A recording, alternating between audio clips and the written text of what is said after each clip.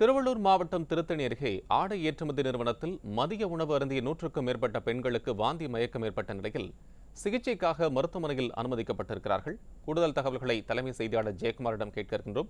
ஜெயக்குமார், அவங்களுக்கு என்னாச்சு, இப்போ எப்படி இருக்கிறாங்க, நிலைமை என்ன?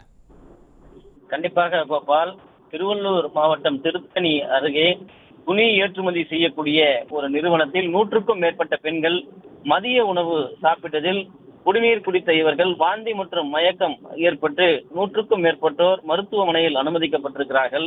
இது தொடர்பாக காவல்துறையினர் விசாரணை மேற்கொண்டு வருகிறார்கள். திருவள்ளூர் மாவட்டம் திருத்தணி தொகுதிக்குட்பட்ட ஆர்பேட்டை தாலுகாவை சேர்ந்த சந்தன வேணுகோபாலபுரம் ஊராட்சியில் வேலன் கண்டிகை கிராமத்தில் செயல்பட்டு வரக்கூடிய தனியார் துணி ஏற்றுமதி நிறுவனத்திற்கு சொந்தமான அந்த நிறுவனத்தில் 1000க்கும் மேற்பட்ட பெண்கள் மற்றும் ஆண்கள் பணிபுரிந்து வருகிறார்கள்.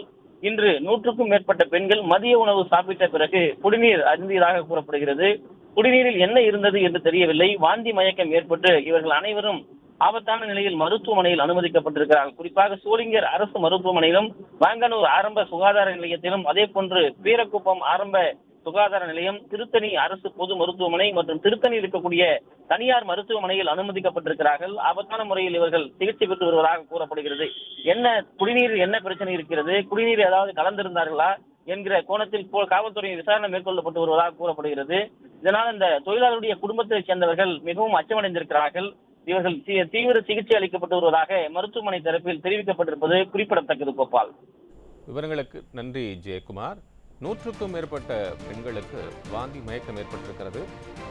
மருத்துவத்துறையினர் என்னவென்று பார்த்து வருகிறார்கள்.